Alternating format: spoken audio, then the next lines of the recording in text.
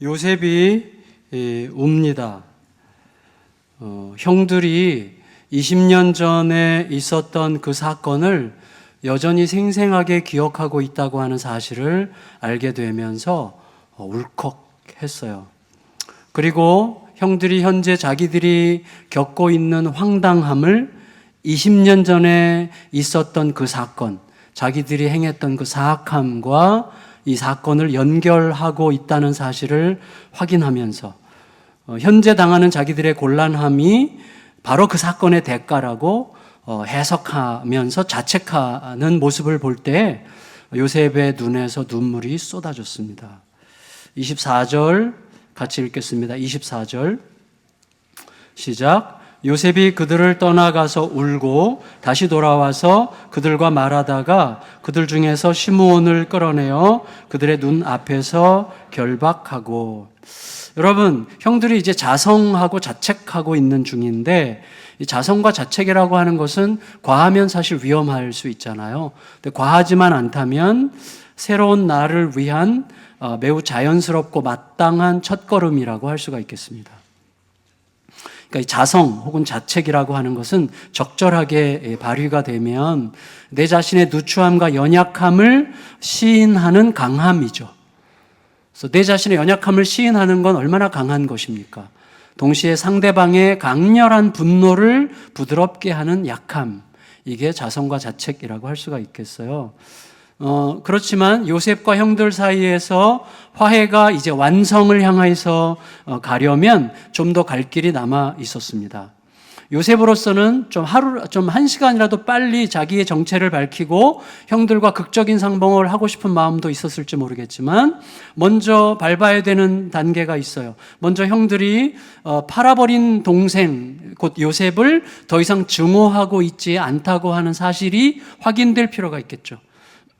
그리고 형들이 동생 베냐민과 아버지 이야기를 했는데 과연 형들이 말한 그게 사실인지, 그대로 진짜 그 말 그대로 베냐민이 살아있고 아버지가 무사한 것인지를 알아야 될 필요가 있겠죠. 그리고 무엇보다도 지난 20년 동안 거짓과 은폐 속에서 살아왔을 형들이 진실 앞에 구체적으로 직면해야만 했습니다. 그에 따라서 조금 더 추가적인 행동이 필요했을 것 같고, 그래서 오늘 본문이 필요했던 것 같아요. 이제 형들은 스파이 누명, 그 다음에 곡식거래 잠정 중단이라고 하는 상황에 갇히게 되죠. 스파이 누명을 쓰고 곡식거래가 이제 잠정 중단되죠. 이 누명이 벗어지기 전까지는 곡식거래를 정상적으로 하기가 어려울 것입니다. 그런데 이제 이 과정에서 이 형들이 스파이 혐의라는 게 너무나 부당하다고 하는 것을 증명하기 위해서 자기 집안 이야기를 막 줄줄이 늘어놓지 않았습니까? 근데 그 과정에서 하필이면 베냐민 이야기까지 하게 되는, 어떻게 보면 입방정으로 이제는 베냐민이 실존 인물이라는 것을 증명해야 되는 상황까지 떠맡게 된 것이죠. 그리고 이제 베냐민은 아마 아버지가 목숨 걸고 보내지 않을 게 분명하죠. 이 요셉을 잃어버린 다음에 베냐민에 대한 집착이 얼마나 컸을지를 알고 있기 때문에 절대로 목숨 걸고 보내지 않을 베냐민을 아버지를 설득해서 데리고 와야만 되는 엄청난 부담과 압박을 느끼게 된 것이죠. 따라서 이제 베냐민을 좀 내어주도록 하기 위해서 아버지를 설득하고 베냐민을 데리고 와서 애굽에 볼모 잡힌 시므온을 건져내고 또 다시 곡식거래를 재개하려면 넘어야 될 산이 너무나 많았습니다. 그런데 왜 하필이면 베냐민을 볼모로 잡았을까요, 요셉이? 요셉이 11명의 형제들 중에 10명의 형제들이죠. 10명의 형제들 중에서 베냐민, 베냐민 빼고 10명이죠. 10명 중에서 시므온을 택했어요, 볼모로. 왜 그랬을까요? 대충 눈에 띄는 대로 골라 잡은 게 아니라면 뭔가 의미가 있을 것 같은데, 우리가 예측할 수 있다면 아마도 그 디나 강간당한 여동생 디나 사건 때 가장 분노하고 불같이 화를 냈던 사람이 시므온과 레위였죠. 아마 그런 시므온의 성향이었다면 아마도 요셉을 팔아넘길 때도 동일하게 그 분노가 솟구쳐가지고 가장 열정적으로 상황을 주동한 인물이었을 가능성이 있다고 우리가 짐작할 수 있겠는데, 그런데 생각해 보면 요셉이 시므온을 볼모 잡은 것이 좀 시므온에게 복수하려고 한 건지 아니면 좀 더 가까이에서 화해하고 싶어서 그랬는지는 우리가 알 길이 없어요. 근데 저는 이런 생각이 들었어요. 제가 지극히 개인적인 건데, 제가 지극히 개인적으로 이제 가끔씩 우리 목사님들이 저에게 말씀하시잖아요. 목사님 누구누구가 교회 떠난대요. 누군가가 이제 다른 곳으로 이제 그 교회를 옮겨야 된대요. 너무 멀어가지고 뭐 이사를 간대요. 뭐 이래가지고 이제 그런 얘기를 들을 때 싸하잖아요.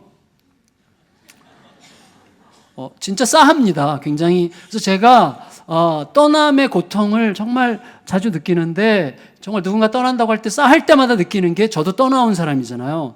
얼마나 힘들었을까. 사실 늘 그 생각을 하거든요. 되게 미안한데 사실 누군가 떠난다고 할 때 싸해요. 그래서 막 이렇게 섭섭한 마음이 막 이렇게 들어오는데, 섭섭한 마음 때문에 그냥 모른 척하고 싶은 마음이 있어요. 그래서 근데 섭섭하기 때문에 모른 척하고 싶은 마음을 누르고 보다 적극적으로 축복하면서 보내는 거거든요. 그래서 사실은 정말 의지적으로 노력하는 것 중에 하나인데, 그래서 축복하면서 의지적으로 보내게 되면 심리적으로 훨씬 더 잘 극복이 되더라고요. 빨리 극복이 돼요. 그게 축복하면서 보내는 거죠. 그러니까 그게 저같이 알량한 사람도 그렇다면 이렇게 하나님 앞에 서서 지금 자기의 삶을 새롭게 막 출발하고 있는 요셉 같은 경우 시므온을 볼모로 잡았다고 하는 것은 어쩌면 화해를 좀 더 가깝게 하려고 하는 목적이었을 가능성이 있다고 여겨집니다. 근데 생각해 보면 이런 거죠. 여러분, 시므온과 볼모 잡힌 시므온과 이제 시므온을 떼어놓고 이제 아버지 집으로 다시 가서 베냐민을 데려오는 이게 불가능한 미션을 수행하기 위해서 가고 있는 이 형들의 마음 상태를 여러분 생각해 보면 얼마나 불안하고 두렵고 했겠습니까? 정말 불안하고 어떻게 될지 모르는 상황이 펼쳐지고 있는 중이었어요. 막막하죠. 정말 막막해요. 어떻게 될지 모르는 상황이죠. 그런데 요셉의 입장에서 보면 형들의 후회와 자성과 자책을 이미 확인했죠, 요셉은. 그러니까 형들은 지금 어쩔 줄 몰라서 불안해하고 있지만 형들의 그 불안함과 두려워함이 요셉에게는 화해할 수 있는 가능성이었죠. 그러니까 화해가 이미 시작되고 있었던 중이죠. 그렇다면 요셉의 형들이 빠진 함정, 요셉의 형들이 좀 어쩔 줄 몰라 하는 이 함정 같은 이 막막한 현실이 어떻게 보면 우리들의 막막한 현실을 상징한다고 볼 때, 우리가 현재 겪고 있는 고통과 두려움이라고 하는 것은 이미 화해를 시작한 요셉의 입장에 비추어 다시 들여다볼 필요가 있죠. 다시 말하면 똑같은 현실이에요. 막막한 현실이지만 요셉의 입장에서 보면 화해는 이미 시작된 거죠.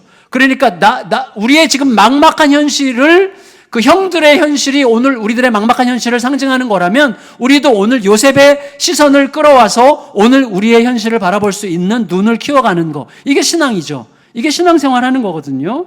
그러니까 이런 방식으로 들여다보게 된다면 내게는 여전히 막막하고 어두운 현실뿐일지라도 요셉 안에서 이미 화해를 시작하신 하나님께는 새로운 내일로 나를 끌어가고 계시는 현실인 게 분명한 거죠.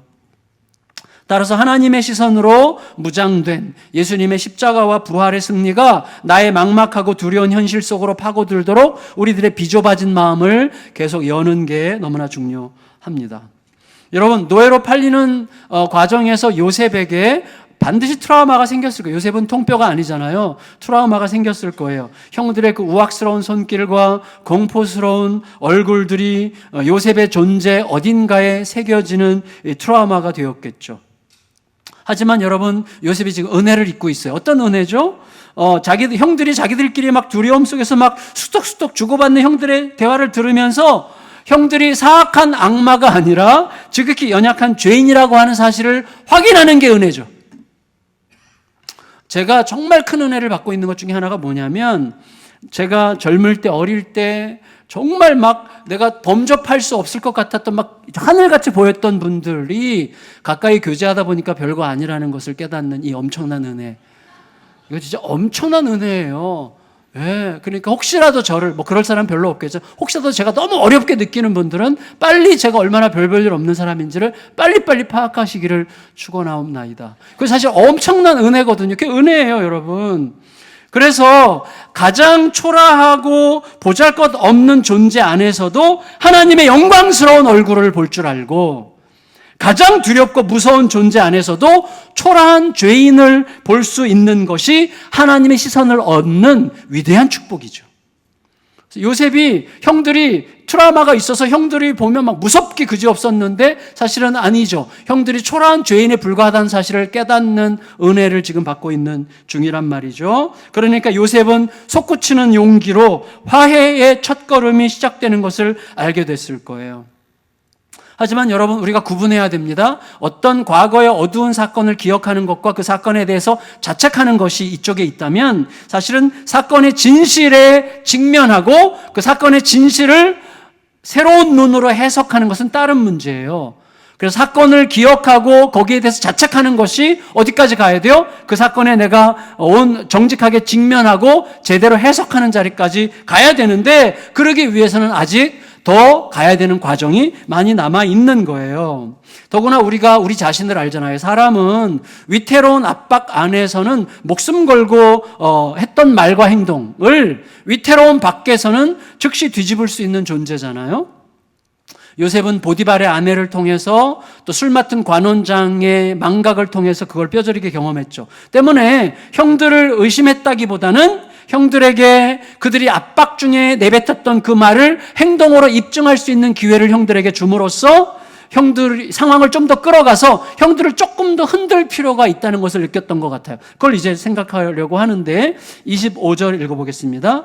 25절 시작. 명하여 곡물을 그 그릇에 채우게 하고 각 사람의 돈은 그의 자루에 덜어 넣게 하고 또 길 양식을 그들에게 주게 하니 그대로 행하였더라. 여러분, 참 재밌는 대목 중에 하나예요. 뭐냐면 형들은 동생을 팔아서 은 20을 챙겼었죠. 그런데 이제 요셉은 형들에게 곡식판 돈을 돌려줌으로 형들의 악행을 사랑으로 되갚고 있어요. 물론 이거는 어떤 요셉이 형들에 대한 연민과 긍휼만은 아닐 거예요. 왜냐하면 정탐꾼 누명에다가 도둑 누명이라고 하는 압박을 더해서 형들의 마음을 더 흔들어 놓으려고 하는 어떻게 보면 거룩한 고통의 결단이었다는 생각이 들어요. 왜냐하면 요셉 자신이 애굽으로 팔려가는 극단적인 흔들림 속에서 오직 하나님 외에는 길이 없다고 하는 사실을 알게 된 것처럼 형들도 알량한 현실적인 계산으로는 극복이 완전히 불가능한 오직 하나님 외에는 길이 없다고 하는 상황 앞에 서기를 간절히 바랬을 거라고 생각합니다. 오직 거기에서만 모든 절대적인 난관을 넘어갈 수 있는 힘이 발생하기 때문이죠. 그래서였던지 요셉의 그 하나님 앞에서 두려운 마음으로 행했던 그게 통했던지 드디어 형들 입에서 하나님이 언급돼요. 이건 최초의 언급이거든요. 26절에서 28절 읽겠습니다. 26절에서 28절 시작. 그들이 곡식을 나귀에 싣고 그것을 떠났더니 한 사람이 여관에서 나귀에게 먹이를 주려고 자루를 풀고 본즉 그 돈이 자루 아귀에 있는지라. 그가 그 형제에게 말하되 내 돈을 도로 넣었도다. 보라, 자루 속에 있도다. 이에 그들이 혼이 나서 떨며 서로 돌아보며 말하되 하나님이 어찌하여 이런 일을 우리에게 행하셨는가 하고. 여러분, 요셉이 곡식 대금을 형들에게 되돌려준 것은 틀림없이 가족들을 위한 배려였을 거예요. 하지만 결과적으로 본다면 이건 또 다른 차원에서 볼 수 있는 거죠. 결과적으로 본다면 이것은 형들로 하여금 자기들이 이미 애굽에서 도둑놈으로 몰렸다고 생각하게 함으로써 베냐민을 데리고 애굽으로 돌아가지 않는 날에는 시므온을 잃을 게 너무나 확실하다는 생각을 하게 만드는 장치로 작동하고 있는 거죠. 곧 다시 말하면 자기들이 주절주절 말했던 그 말을 행동으로 입증할 수밖에 없게 만드는 장치로 지금 이게 작동하고 있는 중이에요. 아까 말씀드렸던 것처럼 형들이 하나님을 언급한 것은 여기가 처음이란 말이죠. 현재의 황당함이 20년 전 동생에게 저질렀던 사악함의 대가라고 하는 것을 고백하게 만든 게 그들의 양심이었다면 이제는 그 양심의 주인이신 하나님을 의식하기 시작했어요. 여러분, 고난의 가장 큰 기여가 있다면 뭐죠? 고난이 우리를 하나님 앞에 세우는 거죠. 그래서 고난이 우리를 하나님 앞에 제대로 세울 수 있다면 고난은 제 몫을 다한 거라고 할 수가 있습니다. 궁극적으로 요셉에게 이런 신앙적 의도가 있었는지는 우리가 알 길이 없지만 우리가 예측할 수 있는 것은 하나님의 관점에서 본다면 현재 돌아가고 있는 상황은 누구를 향하고 있어요 지금? 야곱을 향하고 있는 거예요. 야곱. 이스라엘로 변화된 야곱이 진짜 이스라엘이 되게 하는 과정이죠. 무슨 말인가 하면, 자, 야곱은 어때요? 요셉을 잃은 슬픔에 눌려 있어요. 그래서 베냐민을 붙들었어요. 요셉을 대신한 베냐민을 붙들고 얘 없으면 나 죽어 라고 생각하고 있는데 하나님은 이제 야곱에게 베냐민 없으면 죽는다고 하는 야곱에게 베냐민이 없어도 살 수 있고 하나님만 있으면 살 수 있다고 하는 자리로 야곱을 이동시키기 위해서 지금 압박하고 계시는 중이라고 할 수가 있겠습니다. 굉장히 아름다운 압박이죠. 여러분, 볼모로 잡힌 시므온을 뺀 이제 9명의 형제들은 아버지 야곱에게로 돌아와서 자기들에게 일어난 모든 황당한 상황을 자세하게 보고합니다. 29절에서 34절 읽겠습니다. 29절에서 34절 시작. 그들이 가나안 땅에 돌아와 그들의 아버지 야곱에게 이르러 그들이 당한 일을 자세히 알려 아뢰되 그 땅의 주인인 그 사람이 엄하게 우리에게 말씀하고 우리를 그 땅에 대한 정탐꾼으로 여기기로 우리가 그에게 이르되 우리는 확실한 자들이요 정탐꾼이 아니니이다. 우리는 한 아버지의 아들 12형제로서 하나는 없어지고 막내는 오늘 우리 아버지와 함께 가나안 땅에 있나이다 하였더니 그 땅의 주인인 그 사람이 우리에게 이르되 내가 이같이 하여 너희가 확실한 자들임을 알리니 너희 형제 중에 하나를 내게 두고 양식을 가지고 가서 너희 집안에 굶주림을 구하고 너희 막내 아우를 내게로 데려오라. 그러면 너희가 정탐꾼이 아니요 확실한 자들임을 내가 알고 너희 형제를 너희에게 돌리리니 너희가 이 나라에서 무역하리라 하더이다 하고. 여러분, 아들들은 지금 아버지에게 변명하느라고 지금 굉장히 마음이 조급하죠. 그래서 시므온을 두고 돌아왔잖아요. 그러니까 시므온을 애굽에 둔 채로 돌아온 것을 변명하기 위해서 자기들이 억울하게 누명을 썼다고 하는 사실을 강조하는 한편에 베냐민을 데려오지 않으면 죽을 거라고 했던 요셉의 말을 살짝 바꿔서 베냐민만 데려가면 애굽에서 무역도 할 수 있을 거라고 과장하죠. 요셉이 한 말이 아니에요. 그래서 과장해서 덧붙임으로 말미암아 자기들을 변호하고 아버지를 안심시키려고 했어요. 그런데 여러분 생각해 보시면 참 흥미로운데 아버지 야곱이 바보 멍충이가 아니잖아요. 야곱이 얼마나 똑똑한 사람입니까? 이미 100살이 넘었어도 아버지 입장에서는 어떻겠어요? 20년 전 이놈의 아들들이 세겜에서 양을 칠 때 요셉을 보냈는데 돌아올 때 요셉 없이 돌아왔어요. 곡식 구해오라고 애굽에 보냈더니 시므온 없이 돌아왔어요. 그리고 돌아온 그들의 손에는 생각지 못했던 돈이 있어요. 요셉 없이 돌아올 때도 예측하지 못했던 은 20이 들려 있었고 시므온을 놓고 돌아왔을 때도 그들의 손에 돈이 들려 있어요. 그러니 아버지 야곱 입장에서는 얼마나 이게 소위 호러물입니까? 이거 어떻게 보면 너무나 남양 특집이죠. 그러니까 따라서 이 엄연한 진실이죠. 이게 사실이니까. 그것과 공포스러운 비밀. 이게 뭔가 있는 거죠, 그 안에. 이것 때문에 야곱은 굉장히 두렵고 불안했을 게 틀림없어요. 야곱은 절망적으로 아들들을 의심합니다. 35절에서 36절 읽겠습니다. 35, 36 시작. 각기 자루를 쏟고 본즉 각 사람의 돈뭉치가 그 자루 속에 있는지라 그들과 그들의 아버지가 돈뭉치를 보고 다 두려워하더니 그들의 아버지 야곱이 그들에게 이르되 너희가 나에게 내 자식들을 잃게 하도다. 요셉도 없어졌고 시므온도 없어졌거늘 베냐민을 또 빼앗아가고자 하니 이는 다 나를 해롭게 함이로다. 굉장히 부드럽게 번역이 된 거예요. 막 굉장히 화가 났죠. 지금 너무나 힘들죠. 너무나 힘든 상황입니다. 여러분, 이제 이 아들들에게는 참 진짜 힘든 상황이 된 거예요. 왜냐하면 베냐민 데려가지 않으면 모든 게 끝장인데 아들들에게 아버지로부터 베냐민을 허락받고 베냐민과 동행하도록 허락받을 명분이 하나도 없어졌어요. 목숨 걸고 내주지 않으려고 할 게 분명한 베냐민을 데려갈 방법이 없었어요. 그렇지만 데려가지 않는 날에는 모두 죽어요. 굶어 죽는 거죠. 여러분, 참 이게 곤란한 상황이에요. 이게 이제 오늘 제가 여러분과 나누려는 초점이에요. 여러분, 이렇게 위중하고 당황스러운 상황인데 이런 위중하고 당황스러운 상황에서 목소리 크고 말도 많고 실행은 딸리는 이 르우벤, 장남 르우벤이 나섭니다. 그래서 아버지를 안심시키기 위해서 한 말이라고 할 수 있지만 아버지를 안심시키기 위해서라는 의도와는 전혀 어울리지 않는 제안을 했는데 37절 읽겠습니다. 37절 시작. 르우벤이 그의 아버지에게 말하여 이르되 내가 그를 아버지께로 데리고 오지 아니하거든 내 두 아들을 죽이소서 그를 내 손에 맡기소서 내가 그를 아버지께로 데리고 돌아오리이다. 여러분 갸륵한 이야기이긴 해요.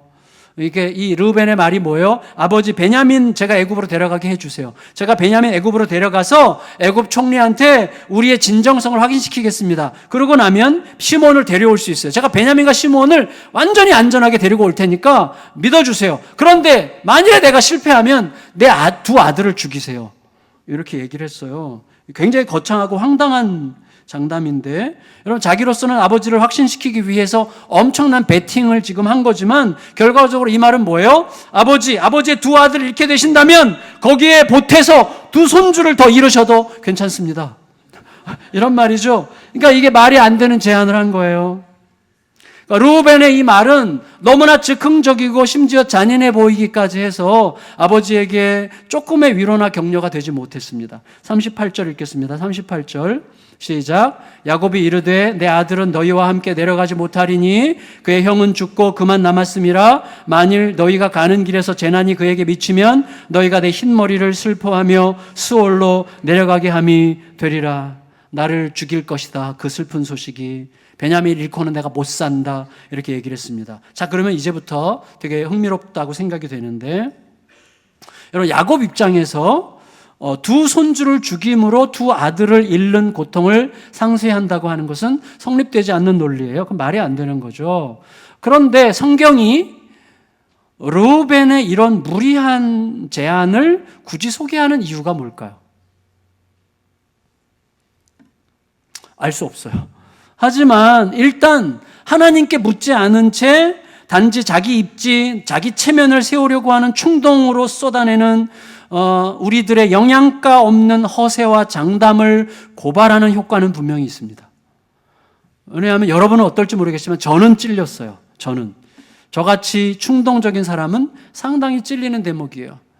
다 할 수 있을 것 같이. 그러니까 여러분 이런 말을 하는 건 뭐죠? 모든 상황을 내가 통제할 수 있을 것 같은 확신 속에서 나오는 말이니까 굉장히 무모한 말이죠. 굉장히 충동적이고 참 위험한 말인데 저는 약간 찔렸어요, 이 말에. 너 조심해라. 이렇게 제 자신에게 말을 하게 됐는데 근데 그게 전부가 아닐 것 같아요.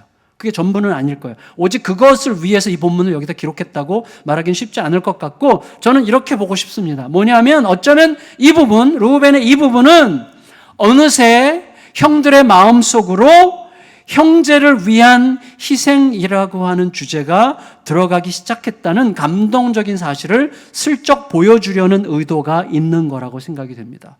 동생을 희생시켰던 형들이 형제를 위한 희생이라는 주제를 갖기 시작했다는 것을 슬쩍 보여주는 장치인 것 같아요. 여러분, 자, 무모했어요. 분명히. 무모하기는 했지만 무모함이 오직 어디? 르우벤뿐입니까? 온 세계 역사에서 가장 무모한 자는 하나님이시죠. 하나님의 무모함을 우리가 어떻게 감당합니까? 어떻게 죽을 자들을 위해서 하나님의 아들을 보내세요?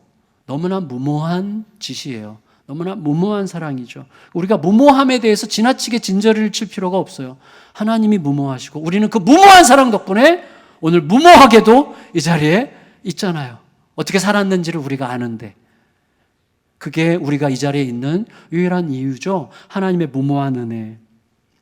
그래서 어쨌거나 무모했어요. 르우벤의 말은. 그럼에도 불구하고 여러분 르우벤의 그 행동이 그 말이 장자 맏형의 체면을 회복하려고 하는 알량한 의도가 담겨졌을지는 모르지만 너무나 중요한 것은 아버지의 두 아들 상실의 슬픔을 자기의 두 아들 상실의 고통으로 갚겠다고 하는 대속적인 희생의 주제가 언급되고 있다는 사실이 너무나 중요해요.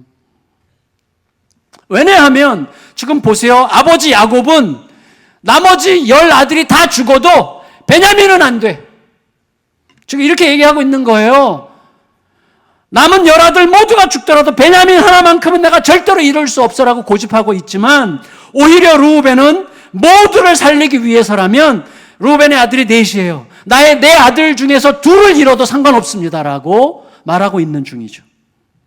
그런 의미에서만 본다면 르우벤은 자기 아들을 잃어서 모든 백성을 살리려고 하신 하나님께 더 가깝다고 할 수가 있어요. 여러분, 르우벤을 너무 우습게만 볼 필요는 없습니다. 하나님은 어쩌면 우리에게 대속적 희생의 주제를 끌어내시고 그것이 형제들 안에 어떻게 흐르기 시작했는지를 우리에게 보여주려고 하셨을 수 있다고 생각이 됩니다.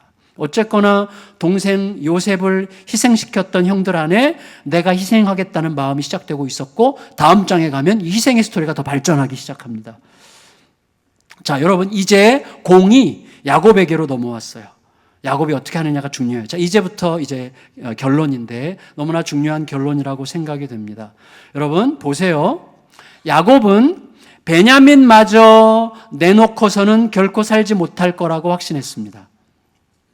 하지만 베냐민을 내놓지 않으면 시므온뿐만 아니라 모든 가족이 기근으로 죽게 될 게 분명하죠. 자, 내가 내놓으면 죽을 내놓을 수 없어요. 왜? 내놓으면 내가 죽을 것 같으니까. 근데 죽을 것 같은 그것을 내놓지 않으면 진짜 죽어. 그게 지금 이들의 현실이에요. 다시 말하면 내놓으면 죽을 것 같은 그것을 내놓아야만 모두가 살 수 있는 길 위에 지금 서게 된 것입니다. 하지만 여러분, 이때 우리의 현실은 뭐예요? 과연 내놓는다고 해서 모두가 살 수 있을까라고 하는 의심과 불안이 우리를 압도하죠. 그게 우리들이 살아가는 현실이에요. 과연 맡긴다고 해서, 하나님께 맡긴다고 해서, 이거 너무나 무책임하고 추상적인 거 아니야? 그래서 우리가 그런 의심과 불안에 늘 압도당해요. 요새 야곱에게도 그런 게 있었을 거예요. 따라서 바로 그런 상황이 우리들에게 하나님의 다스리심에 대한 절대적인 믿음을 요청하는 것입니다. 결국 하나님께서 가장 온전하고 선한 일을 이루고야 마실 거다. 하나님은 반드시 이루실 거다라고 하는 진실 외에 사면초가의 상황에서 우리가 의지할 수 있는 다른 무엇이 있는 겁니까? 여러분, 이런 상황, 내가 내놓지 않으면 죽는데 내놓으면 내가 죽을 것 같은데 그거 안 내놓으면 다 죽는 그런 상황에서 여러분, 바로 하나님께서 가장 온전하고 완전한 선한 일을 이루시고야 마실 거라는 진실 외에 그 어떤 걸 우리가 의지할 수 있겠어요? 궁극적으로 하나님은요, 우리가 하나님의 다스리심에 대한 절대적인 믿음을 가질 수 있도록 어떻게 하셨어요? 실제로 내놓으면 죽을 수 있는 하나님의 아들 예수 그리스도를 내놓으셨죠. 그 아들을 내어주는 고통을 친히 감당하셔서 그 내어주시는 희생으로 당신의 모든 아들들인 우리에게 살 길을 주셨습니다. 따라서 여러분, 우리가 늘 생각해야 될 것은 누군가의 희생만이 모두가 사는 길이라면 내게 속한 것이 무엇이든지 간에 그것을 기꺼이 내어놓을 수 있도록 힘과 용기를 부어넣어 주시는 하나님의 자기 희생 을 제대로 이해해야만 하는 것이죠. 내가 하나님의 자기 희생의 의미와 깊이를 이해하는 정도가 내가 기꺼이 희생해서 모두를 살리는 길에 나를 과감하게 뛰어들게 하는 힘을 주는 능력의 통로가 될 것입니다. 그것이야말로 우리 자신과 세상의 운명을 결정하는 가장 중요한 관문이 될 것입니다. 그래서 예수 그리스도의 희생, 십자가의 그 가치를, 그 의미를 헤아리는 정도가 우리의 삶을 결정하게 될 거예요. 공동체의 운명을 결정하게 될 거예요. 여러분, 오늘 말씀은요, 우리들이 종종 이러지도 저러지도 못하는 상황에 갇히게 되는데 바로 그런 우리를 자극하고 도전하는 말씀입니다. 형들도 그렇고 아버지 야곱도 그렇고 요셉도 똑같아요. 여러분, 형들 보세요. 형들은 이 모든 혼란이 동생에게 가했던 자기들의 잔혹하고 가혹한 행동 때문이었다는 사실까지 도달했어요. 그렇지만 이제는 그 비밀, 그 감춰뒀던 비밀에 맞닥뜨려야 되는 죽을 것 같이 힘든 숙제 앞에 지금 서게 된 거예요. 다시 말하면 이 비밀이 알려지는 날이 곧 우리가 죽는 날이야 라고 생각했던 바로 그것을, 여러분, 그렇게 생각하게 만든 그 두려움을 단호하게 내려놓으라고 하는 도전 앞에 서게 된 것입니다.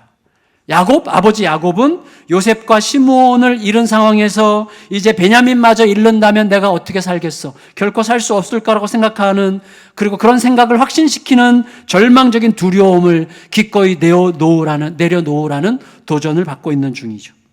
요셉은 시므온을 볼모로 잡은 자신의 결정이 과연 형들의 마음을 움직일 수 있겠는지, 과연 형들로 하여금 베냐민을 데리고 애굽으로 돌아오게 할 만큼 충분한 근거가 될 수 있는 것인지, 형들이 감추었던 은밀한 죄를 다 같이 함께 공유하고 함께 서로를 기꺼이 환대하는 위로 속에서 애굽에서 과연 재회할 수 있겠는지 확신하기 어려운 불안과 두려움과 염려를 기꺼이 내려놓으라는 도전을 받고 있는 중이죠.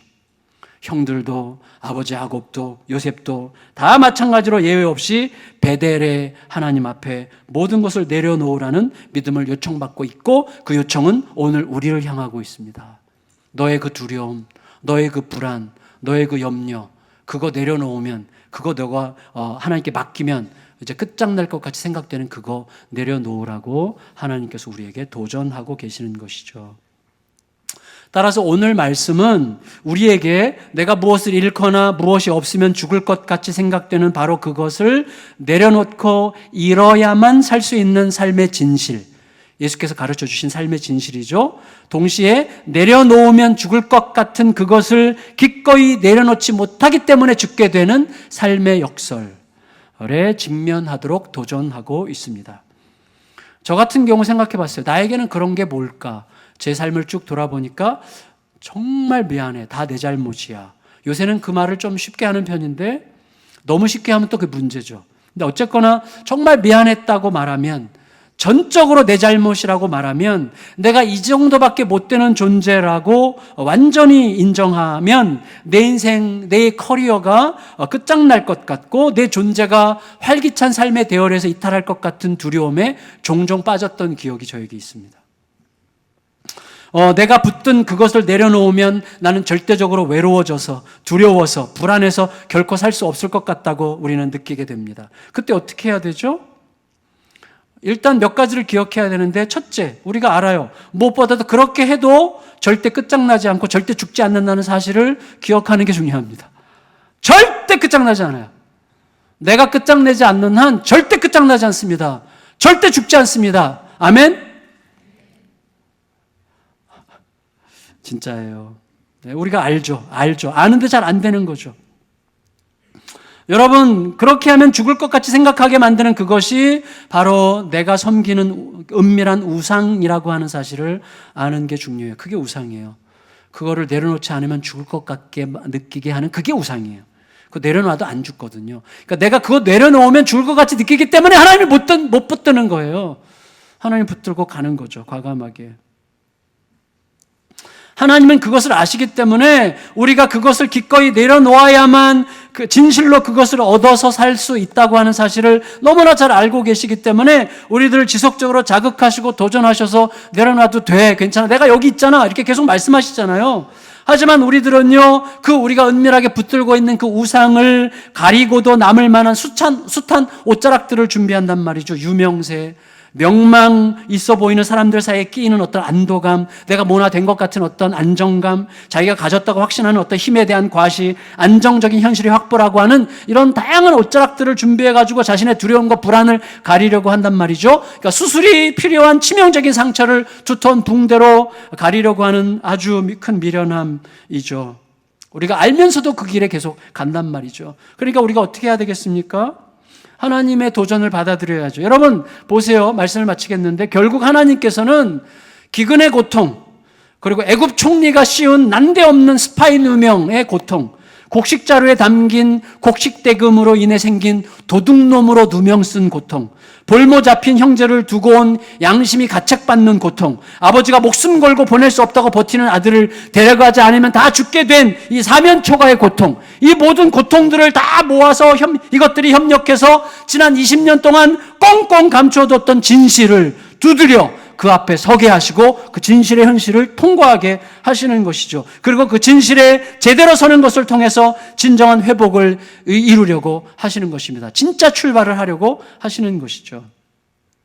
어쩌면 우리들도 이런 회복의 과정을 날마다 도전받고 있는 중이라고 할 수가 있겠습니다. 물론 여러분, 내 속에 있는 것을 끄집어내는 게 중요한 게 아니에요. 고백이 능사는 아니라고 저는 생각합니다. 감춰뒀던 것을 드러내는 게 능사는 아니에요. 고백 중독증도 있고 고백 증후군도 있어요. 내가 고백하는 정직한 사람이라는 것을 과시하기 위한 고백도 있고요. 내가 고백할 줄 아는 사람이라는 내 존재를 나타내려는 고백도 있고요. 그리고 고백을 통해서 상대방의 마음을 얻으려고 하는 고백도 있어요. 그러니까 순수한 고백이라는 것은 참 쉽지 않은 문제입니다. 그러니까 우리가 고백하고 드러낸다고 할 때 그 고백은 뭐예요? 하나님께서 자극하시고 이끄시는 손길을 느끼는 정도 속에서의 고백인 거예요. 그러니까 핵심은 고백이 아니라 하나님과의 진짜 관계예요. 나로 하여금 나를 이끌어 가시는 하나님과 살아있는 생명의 관계가 고백하게 하는 것을 고백하는 게 그때 생명을 얻는 고백이 되는 것이죠. 지금 하나님은 요셉과 형제들을 그리로 몰아가고 계시고 야곱도 그리로 이제 아주 막 압박을 하고 계시는 것이죠. 거룩한 압박이죠. 따라서 우리들은 구합니다. 바람같이 공허한 허위와 터지기 직전까지 골마가는 어두운 비밀과 끝없이 재생산되는 은밀한 우상들을 벗어 던져버려도 될 만큼 우리 하나님이 크고 신실하시다는 진실을 붙드는 힘을 주시기를 구합니다. 단단히 숨겨둔 그것을 꺼내고 기꺼이 잃고자 함으로 부여하게 되는 믿음의 능력을 구합니다.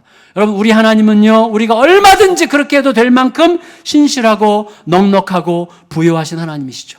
하나님의 그 크심이 우리로 하여금 그렇게 하게 하는 것이죠. 예수님이 앞서가신 이 치열하고 아름다운 과정을 통해서 진정한 회복과 샬롬을 성취하는 사랑하는 모든 성도님들이 되시기를 예수님의 이름으로 축원합니다. 우리 다 같이 자리에서 일어나셔서 이 세상 가장 아름다운 찬양하겠습니다.